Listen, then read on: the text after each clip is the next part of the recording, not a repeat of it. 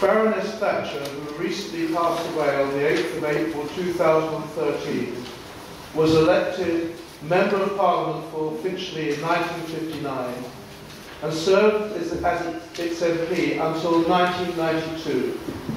She was Prime Minister of Great Britain and Northern Ireland between 1979 and 1990, and the first ever woman to hold that office.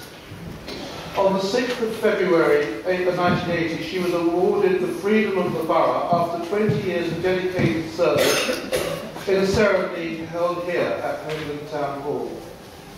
Amongst the guests present at the ceremony were her husband Dennis, the Deputy Lieutenant Colonel F.E. Wilkins, the MPs for Hendon South and Chipping Barnet, Peter Thomas and Sidney Chapman, Mr. Roland Freeman, Finch's GLC representative, and Councillor Christopher Walford, the Mayor of Kensington and Chelsea. The casket contains a scroll of the Freedom was designed and made by Mr. Gerald Lattice and pupils of Woodhouse School. There was congratulations for Mrs. Thatcher from the Mayor, Councillor Mrs. Rita Levy, from Councillor Leader Leslie Kim, from Councillor Mrs. Edna James, and from Councillor Bill Hart. During the ceremony, she gave thanks to those who selected her in 1959. A special mention was given to Alderman Alfred Pike, a former Mayor of Finchley, and Freeman Bert Blatch, a former local editor. Councillors Victor Usher and Bill Hart, Mrs. Tina Constable, Mrs. Betty Gibson, and Mr. Gordon Bryson all spoke at that particular ceremony. Baroness Thatcher spoke of the annual events she attended in her constituency, such as Finchley Rotary Club's dinner and the Christmas meeting with pensioners. Even when no longer MP for Finchley, Baroness Thatcher's interest in Finchley and the borough remained. In 1992, she left the House of Commons. She was appointed a peeress in the House of Lords with the title of Baroness Thatcher of Kistebon, and continued giving speeches and lectures across the world. And in 1995, she became a member of the Order of the Garter, the highest order of knighthood in England. I'd like to just take a minute to tell you a personal story in the recollection of Baroness Thatcher. I knew her both as a Member of Parliament and also, of course, as Prime Minister.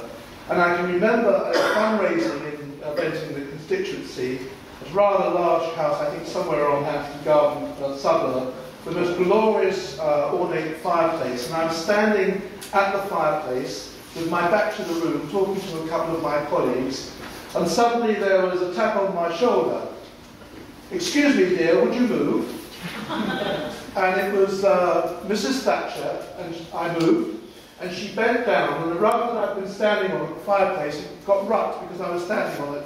She straightened the rug, and she got up, and that for me tells us something about the lady.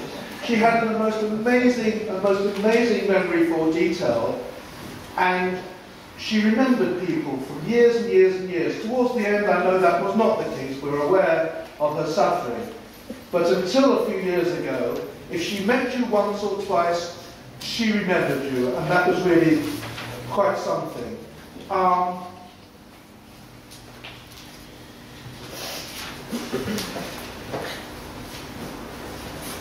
Tonight we are going to pay our own tributes to her, and I would ask, please, from all sides of the House that we do this with decorum and with respect.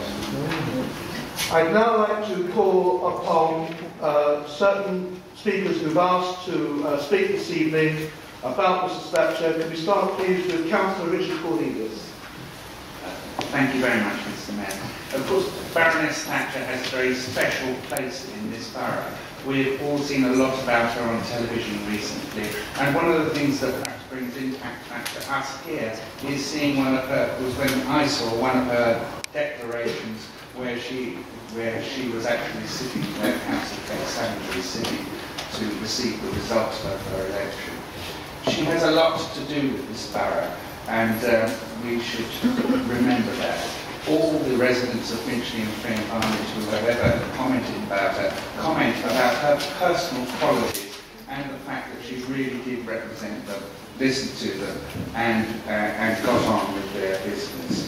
Many other members here will have much more detailed memory of her than I have. I was at school when I first heard her speak to the Ford Foundation, and she was speaking to thousands of children, but she was absolutely inspirational to all of us. And she kept the point, and she really did speak to all of us boys. It was absolutely great. You have to remember that she was the first lady member of Finchley, she was the first lady member of the party, first lady Prime Minister, and she did it on ability, not on a woman-only shortlist, and that's all to her credit. If you think what the country was like in the past, after many, many years of government that was less than successful under both major parties, I'm trying not to be controversial here, and we won't go into the unfortunate interlude of Mr. Heath's government, but Mrs. Thatcher certainly did have her head screwed on. She knew what she wanted to do, and she set out to do it. And it is an example to us all when we retreat into waffle that actually one must have purpose, and a simple purpose is usually the best purpose. Life as Prime Minister must have been very difficult for her, and she had a lot of wets to contend with, and she managed to do that, and she drove her business through for many, many years successfully. And the Mayor has already alluded to her grasp of detail, but listening to some former ministers, she had a truly frightening grasp of detail, and that is all to her credit as well. We also heard from Min Campbell, who spoke on Question Time, saying how she absolutely dominated the House of Commons when she spoke. And what a nice thing for him to have said. There were also questions from the audience alluding to her popularity, but it should be remembered that it wasn't the people who got rid of her as Prime Minister. She was elected 3 times as Prime Minister, and that is really quite something. The people liked her. The military, who went and fought in the Falkland Islands, they had no doubt whatever that their Prime Minister would back them. I wonder whether the current and recent wars that we fought, whether the soldiers and military would actually say that today. Also interesting to note that just like some of the reforms of the Labour government after the war and some of the reforms that Roy Jenkins brought in the 1960s that are not questioned on our side of the chamber or in our party, but they are now part of British life. Many of the things that Mrs. Thatcher did are also similarly not questioned now. The world has indeed changed as a result of her premiership. Her work with Ronald Reagan is also something really quite special. Both of them were in many ways sniggered about by little people, but what a partnership and what success they did have for us. She was really a great lady and an inspiration for us all.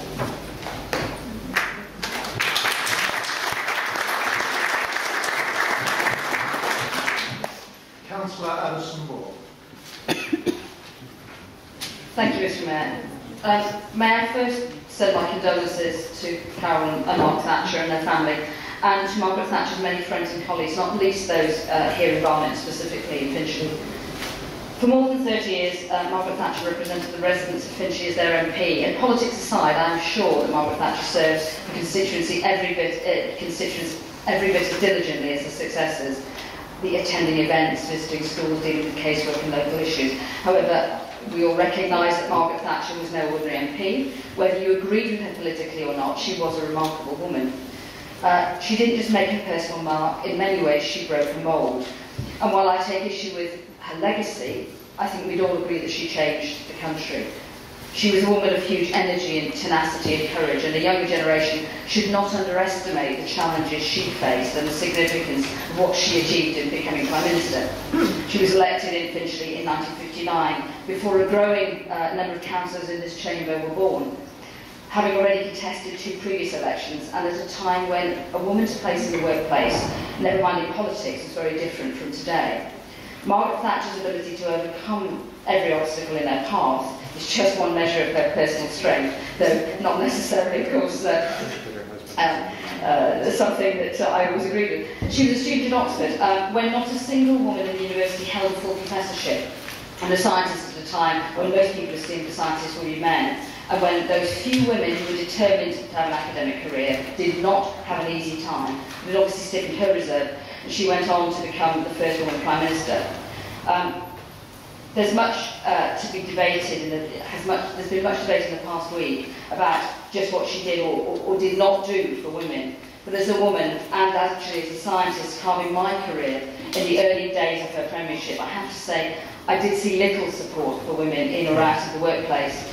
The university and the research sector suffered badly through repeated cuts, and the lack of investment in science and technology resulted in a damaging brain drain that affected the economy and our ability to compete. And I think that was hugely to the discredit at that point. It took years to reverse that decline.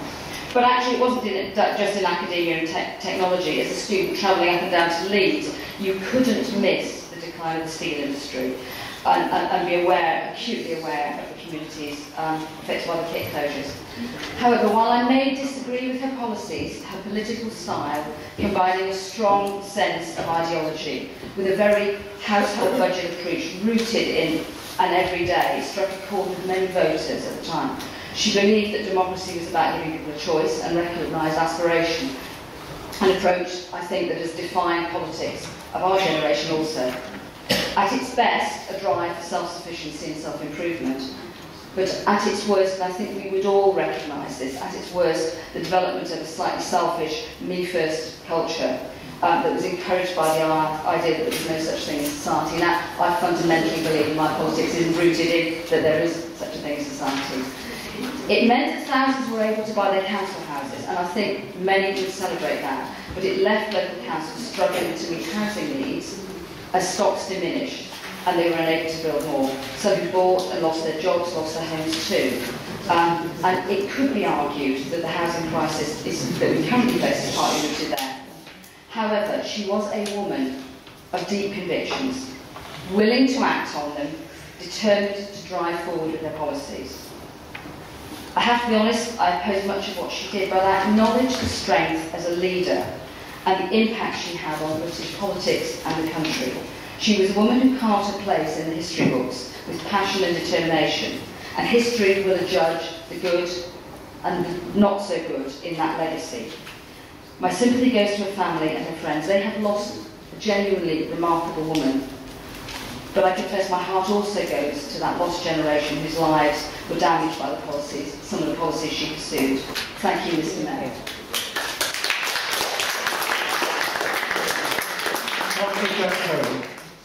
Yes, thank you, Mr. Mayor, for giving me the opportunity to pay my respects to the memory of the late Lady Thatcher. Much has been said and written about Mrs. Thatcher throughout her political lifetime and during the week following her death. A couple of things struck me. One was in the Times, and I think there's no disagreement that humour was not Mrs. Thatcher's strongest suit. And the Times' Ben McIntyre tells the story of her last party conference as leader, when one of her advisors tried to persuade her to refer to the Monty Python Dead Parrot sketch in her speech in order to mock the Liberal Democrats' bird logo. Mrs. Thatcher was shown the parrot sketch repeatedly until she could mimic John Cleese perfectly, writes McIntyre in the Times. It is an ex-parrot, I can't do the accent, it has ceased to be. She never smiled and she was still dubious. And in the end she said, Monty Python, is he one of us? And the other thing that caught my eye, and I give credit to the Barnet Bugle here for putting the video on its website, the Council Cornelius first repeat to it, was a video clip showing the 1987 general election declarations, Bow Town Hall, and I think I was proud to say I was there. And what memories it brought back and how times have changed. The returning officer in those days, the mayor, I was the late Councillor Malcolm Lester, and you think this is not the right one.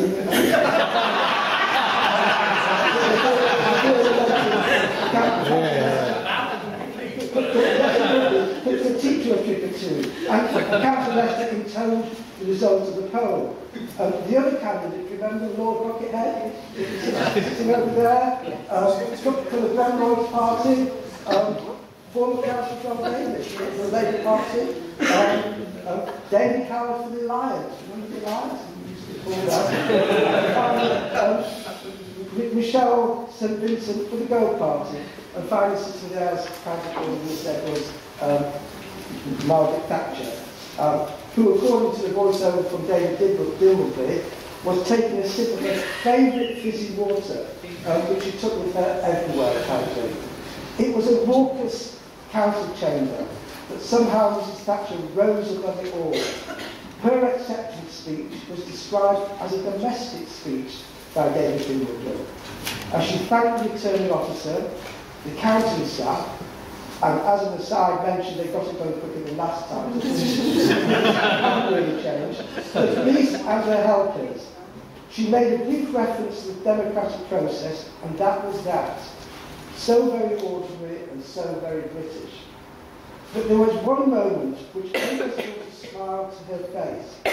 She had just said, "It is a great honour to be returned for the Finchley constituency," when a voice from the gallery, sounding suspiciously like Mr Shepherd, shouted, "And for us it isn't." It was Peter Hart. Mrs Thatcher, you could see, was about to respond, but she thought better of it. Mr Mayor, I'm not clever enough to compare Mrs Thatcher to our previous Prime Ministers, or to speculate what place she will hold in history. I can say to my mind she was a remarkable politician of many strengths, and like us all had her weaknesses. May she rest in peace.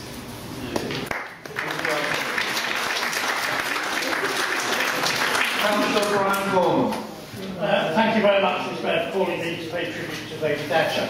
I must correct you, Mr Mayor. In 1959, of course, she was elected Member of Parliament for Finchley and Friar Barnet, which had a proud civic history of its own as a separate local authority, and she never forgot that she represented Finchley and Friar Barnet through her many years in Parliament. Mr Mayor, you have referred to occasions in this chamber that featured strongly in her career, and I could add to Jack Cohen's figurette of the 1987 declaration presided over by the late Councillor Malcolm Lester, because apparently she was being entertained in the parlour by the Mayor, and with the mayoral bottle of scotch was being consumed.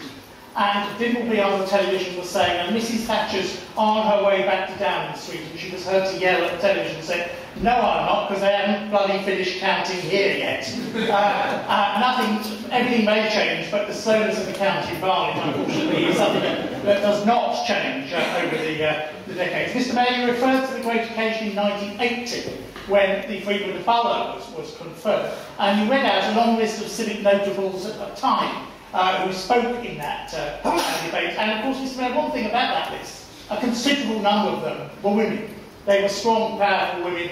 You mentioned the late Rita Levy, the late Edna James, the late Ina Constable, and the late Betty Gibson.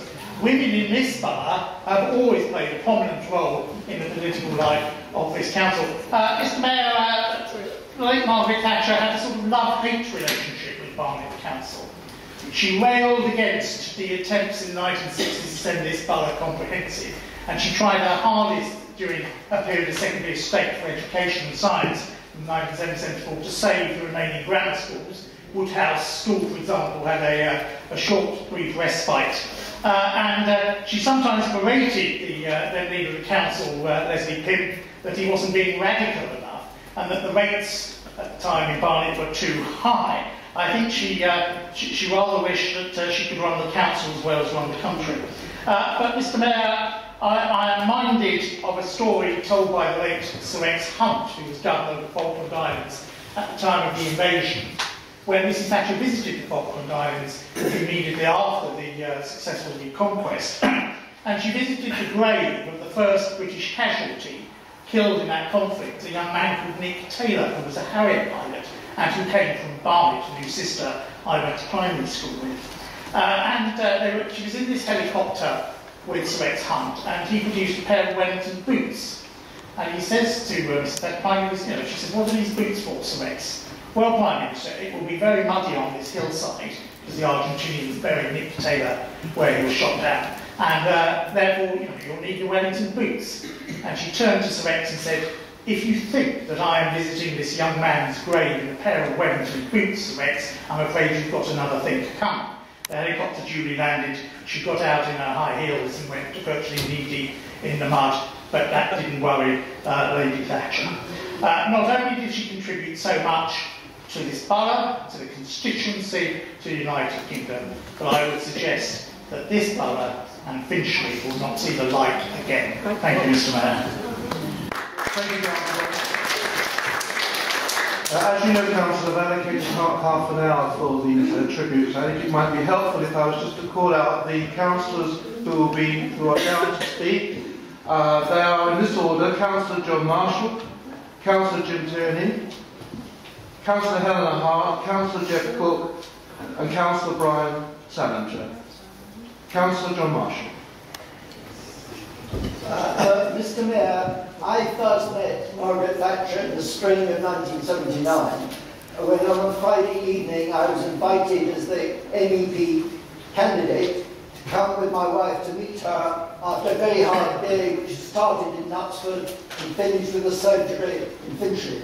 When we went in, she turned to my wife and said, "It's a long time since I last saw you."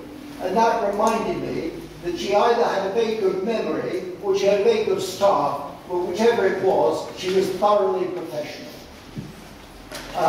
Some of those who've spoken about Margaret Thatcher in the past few days have ignored the legacy she received from governments of both colours in 1979. The late 1960s and the 1970s were a miserable time in the history of this country. Harold Wilson tried to reform trade union law. He produced a document in place of strife, which created so much strife in the Labour Party that it was immediately disowned. Ted Heath tried to reform industrial relations, passed an Act of Parliament which was stillborn as soon as it was passed. Michael Foot in the Wilson and Callaghan governments had a different strategy. He gave the trade unions whatever they wanted. And the result was that inflation in this country reached 27%. And when Hugh Fraser was standing in the Conservative leadership election, he thought of campaigning that he would get inflation down to the Latin American level. And we had Red Robber, who was going around having everyone out whenever he wanted to disrupt British labour.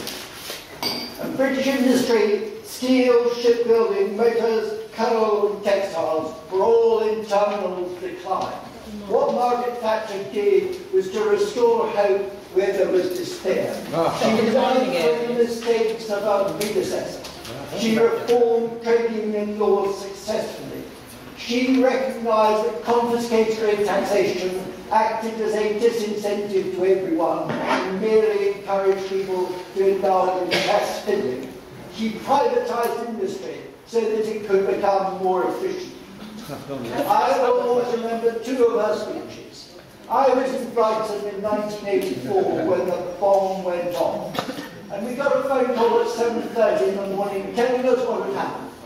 And they went on to say, Margaret Thatcher will be on parade at 9:15, and so will you. And there she was, immaculate, not a hair out of place. And later that afternoon, she delivered a first-rate speech of defiance, saying that a Democratic Party's conference was not going to be stopped at the behest of terrorists. And I also remember a speech she gave in November 1990. Well, after the first ballot, Neil Kinnock put down a motion of no confidence in the government, thinking it would cause a bit of fun. Well, Margaret Thatcher had to speak against that motion on the Thursday, by which time she'd announced she wasn't going to seek re-election as leader of the Conservative Party. She spoke with such vim and enthusiasm, and at one point when Mr. Skinner tried to interrupt her and started heckling, she turned to him and said, I'm enjoying this. Despite all the inner turmoil, she gave such a brilliant speech But some of those who dared to vote against her said to themselves, what the hell have we done? But I also like to speak very briefly about her cousin, Thatcher's. Although she was called the Iron Lady, she was the Iron Lady with a very soft heart. She kept to the New Testament philosophy, charity wanted not itself. When the Wesley Chapel wanted some money for some refurbishment, she said, fine, I will provide the new communion rail, provided no one is told. On one occasion, a constituent came to her and said, I gave Barnet Council £100 in cash. They don't realise that they got it from me. And she was so aghast, wouldn't happen now, would it, Mr. Travers? She was so aghast that she told one of her party workers, you've got to take £100 and give it to that family and say it came from a friend. She didn't want anyone to know from whom it had come. I also have a memory of the 1983 election when Roger Bowden was helping her 7 days a week. On the Saturday, his daughter was there. And Margaret Thatcher turned to someone and said, that poor girl, this is the only way she could see her father. Would someone please go and buy her some sweets so that she knows that we appreciate everything he is doing. On the day Sidney Chapman's brother died, Mark Lennox Boyd came to me and said, I'm coming at the behest of the Prime Minister. I said, what the hell is this all about? And he said, Sidney's brother's died. The Prime Minister's writing to him tonight, but she wants to have quite the right words. Can you tell me how close Sidney was to his brother? I don't believe there are many other Prime Ministers who have done that. Tomorrow the country is paying tribute to someone who was an excellent constituency member of Parliament, who was a world statesman and who raised the prestige of this country. May she rest in peace.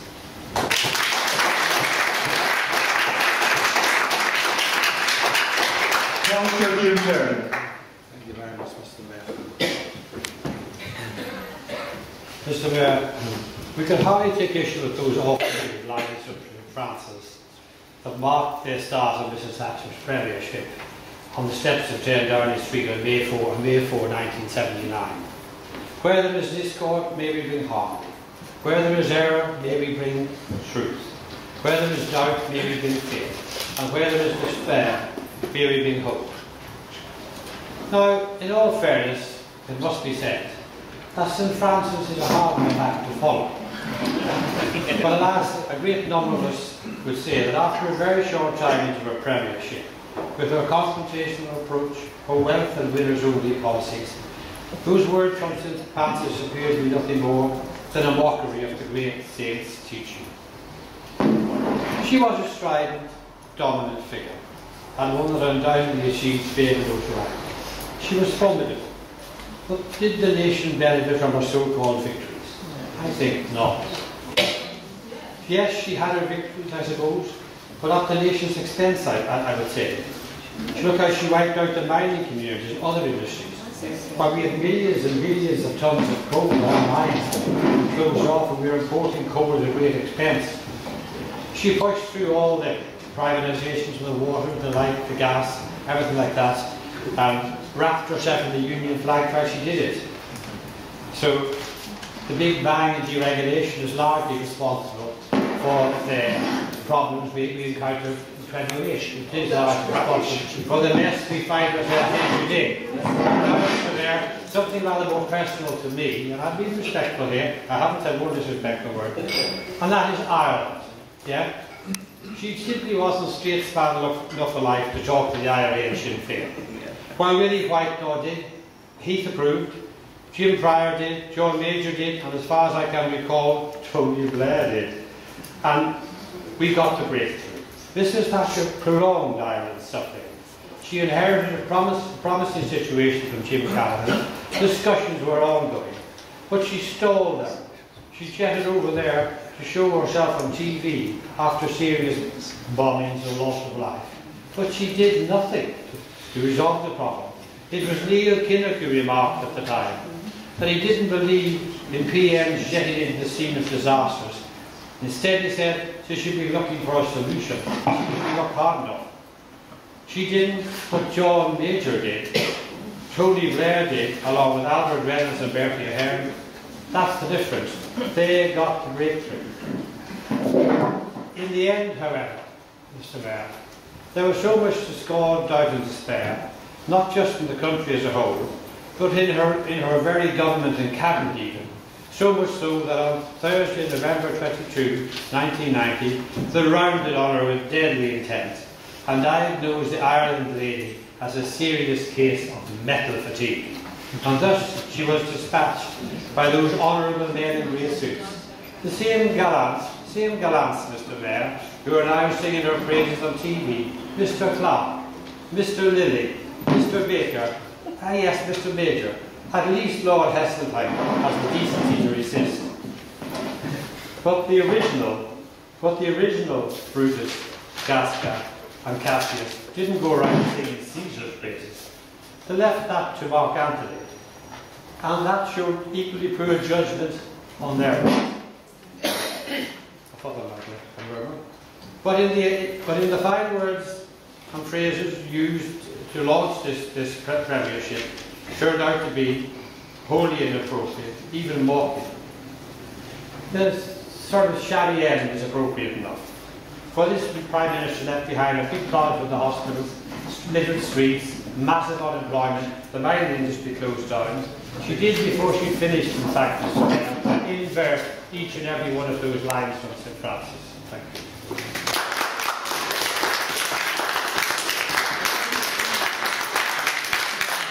Councillors, we've allocated half an hour.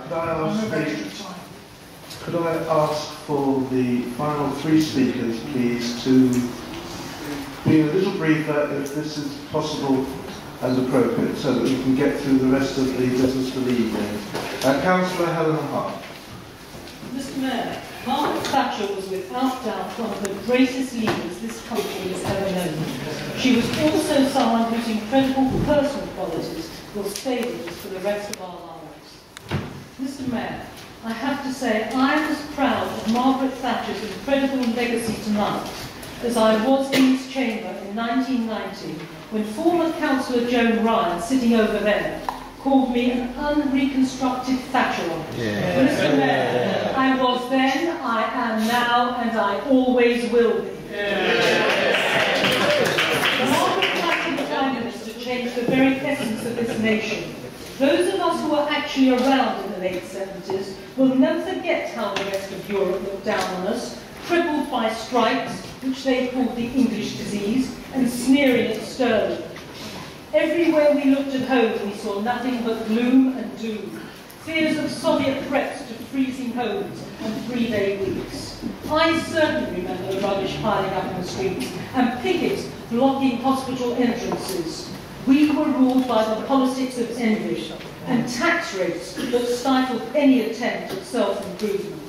It even seemed a crime to own your own home, always seeking to level down, never up.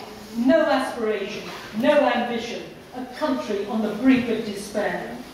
Who would have thought that one woman with conviction and belief that there was a better way, could have effected such a change across the globe? And for those who mock her St. Francis speech on peace in front of number 10, just remember who it was who was so absolutely pivotal in the negotiations to end the Cold War. Margaret Thatcher, our Prime Minister. The same Margaret Thatcher whose warmth, compassion, interest in and commitment to local people ensured that her memory here will endure forever. I remember several junior ministers' constituents telling me once how their once active local MPs no longer had any time, or in fact inclination, to visit their constituencies once they had attained ministerial office, except on the very rarest occasions. Too busy, they said, were much too important.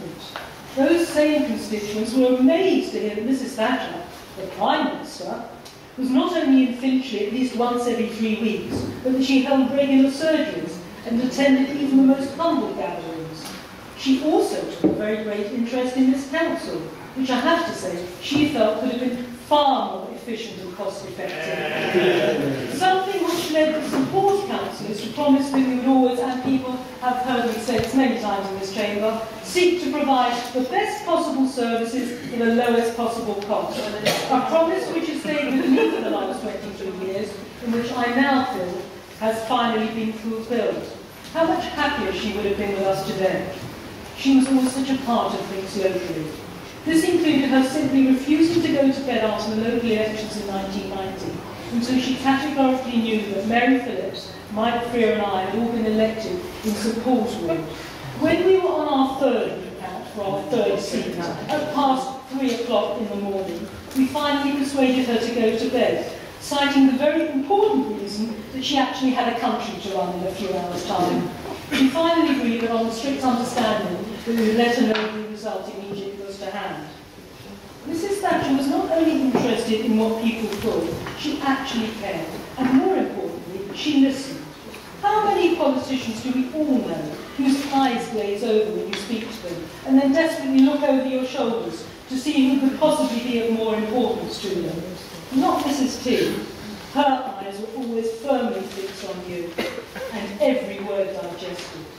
And woe betide any politician who tried to get away with what they thought she wanted to hear. She could cut through sycophancy like a knife. Very early on, when just thrown in a particularly telling question, she said, "This is hard. I will always listen to what you have to say, on 2 conditions. 1, that you really believe what you are saying to me, and 2, that you are able to back it up in some way." Advice I have tried to follow all my political life. But when it came to constituents, no one could have been kinder or more understanding. When she spoke of being one of us, as she put it, she always put herself on everybody else's level, with exactly the same hopes and aspirations. Her vision, her absolute conviction that no matter who you were, or where you came from, or from whatever background, you all deserved an equal chance, has inspired people from every walk of life and from every generation. Kenneth Baker said we will never see her like again. I'm sure we won't. But how fortunate we all were to have had her for so long.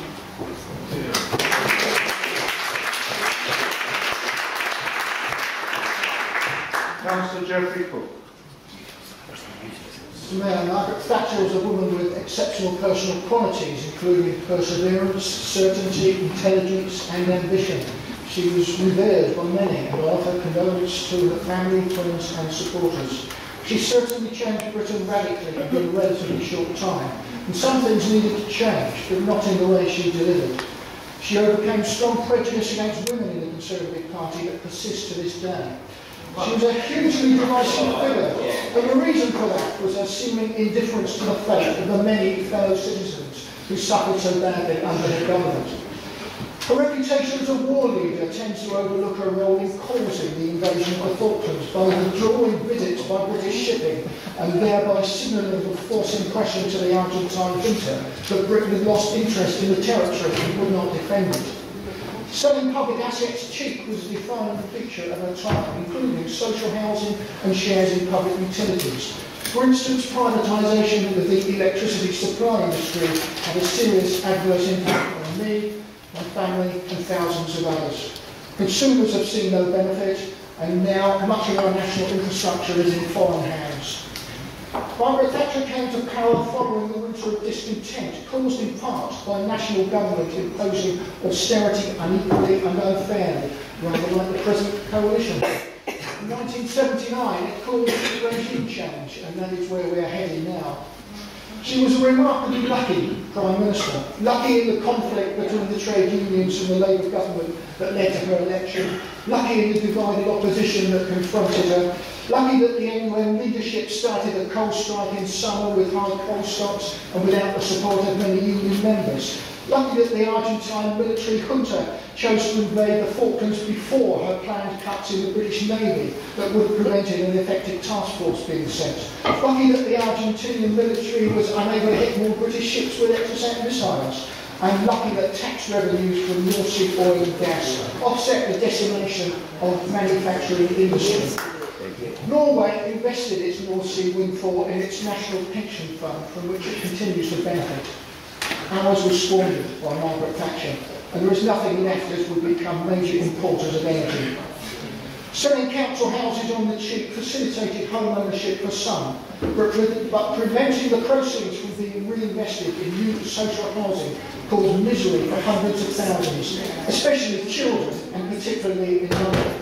If you want to know what Mrs Thatcher did for Finchley, look how hard it is to get a council house in a former constituency. And the overcrowding and deprivation did not happen by accident. It was deliberate social engineering. And what an insult it is to Britain's World War II leader that £10 million of public money is being spent on a Churchillian funeral tomorrow.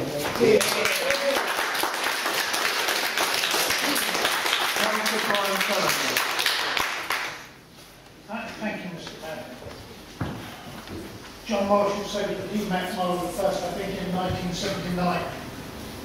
I met her long before that, when I was active in Hornsey, and she had become Member of Parliament for the neighbouring constituency of Finchley and Barnet. In fact, my father had known Dennis back to their school days, where they were both at school at Mill Hill, along with Richard Dimbleby. Councillor Cook says that it was all about luck. One needs luck in politics. And I think we're extremely lucky that we had Margaret Thatcher as our local MP, as a minister, as Prime Minister, and as a world leader. And if it was luck that took it, we were well off. She recognised the importance of aspiration, and it was her support for people who aspire to better themselves and their families which turned this country around as much as anything. And that was appreciated by the people in Finchley as it was everywhere else. Some people here will remember Graham Greaves, a photographer, who won't know he was on television the day she died. He had taken something like 250,000 photographs of Margaret during his time, as he had access to that on constituency visits. And it was almost every home in the constituency that seemed to have pictures of her and her constituents on display.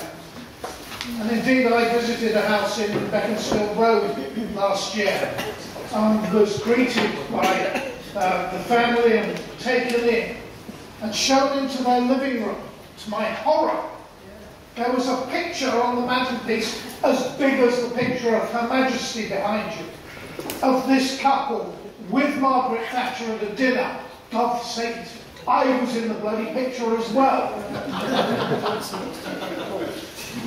Mr. Mayor, I want to focus, in fact, not on the politics and the policies, but actually on her kindness to people in the constituency that she represented.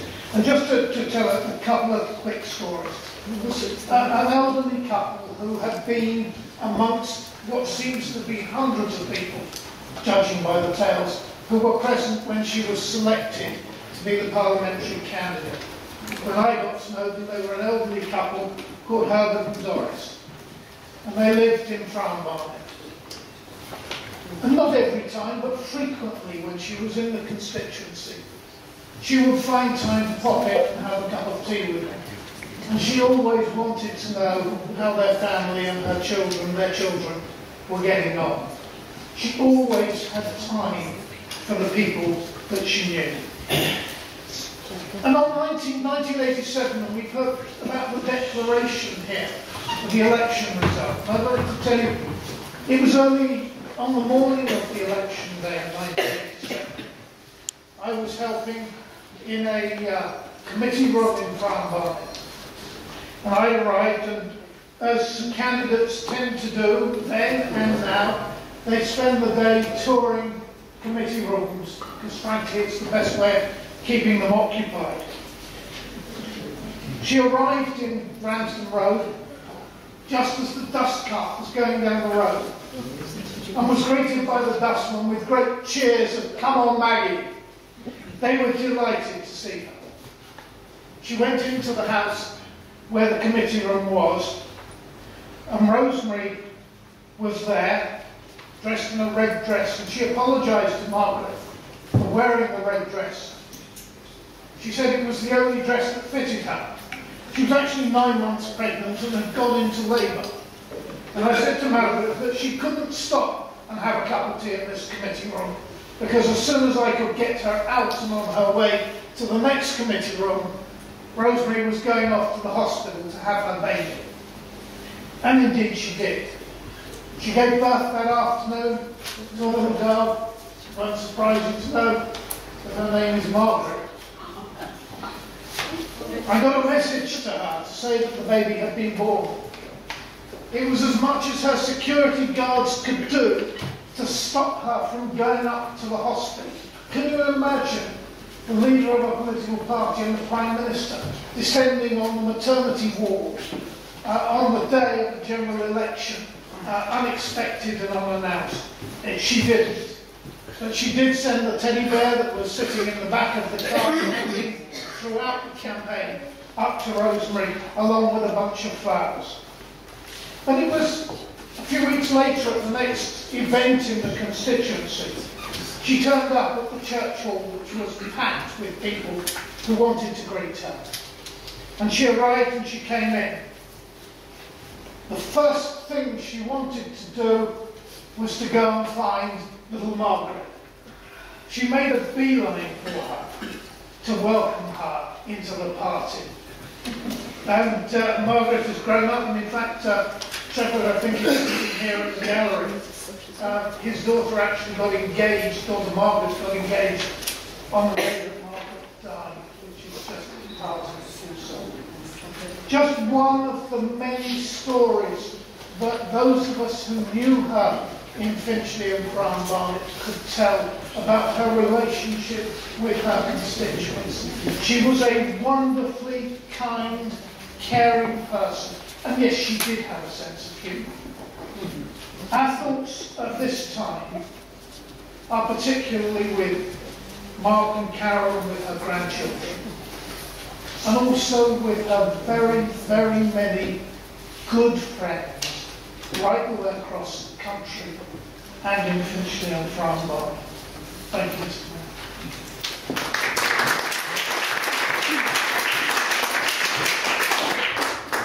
Can I invite everybody please to stand and join me in the silence?